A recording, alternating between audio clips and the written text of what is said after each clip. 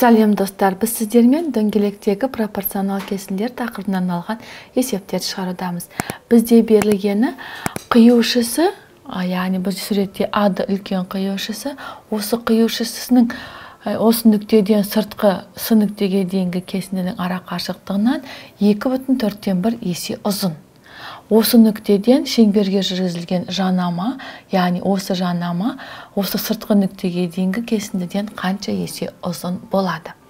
Олай болса, есептің шарты бойынша ады үлкен қиюшының ұзындығы өзінің сыртқы бөлігінде кесіндіден 2,4 есе ұзын, астыдан ұзын.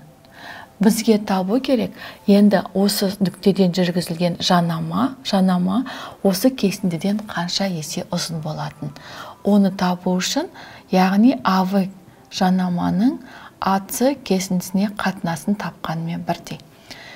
Ол үшін бізде берілгені бойынша АС сыртқы бөлігі X деп алайық. АС-ның ұзындығын X деп алсақ, онда АД-ның ұзындығы 2,4 X-ге тең.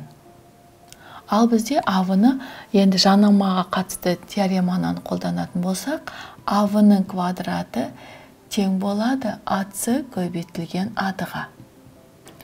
Сонда АВ квадрат тең АС бізде белгісіз, АС-ның орнына X көбейту 2,4 X. Ал X-іміз бізде АС екенін ұмытпайық.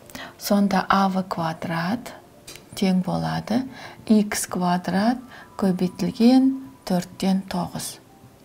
Енді X-дің орнына АС-ны қоятын болсақ, АВ-ның квадраты тең 4-тен 9 АС квадрат.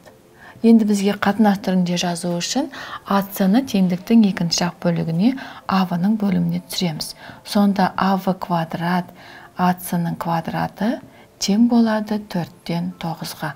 Яғни АВ-ның квадраты мен АС-ның квадратының қатынасы 9-ның 4-ке қатынасына тең. Ал енді бізге табу керек тек АВ-ның АС-ға қатынасын.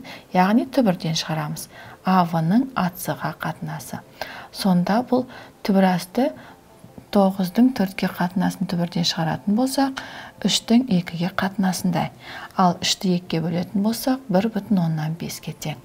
Сонда бұл жерде АВ жанамасы АС, яғни қиюшының сыртқы бөлігіне дейінгі ұзындығы 1,5 АС.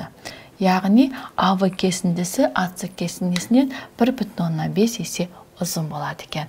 Балалар, біз сіздермен қарастырдық дөңгелектегі пропорционал кесінділер тақырыбынан алған есептердің шығару жолын. Келесі кездескенше сау болыңыздар.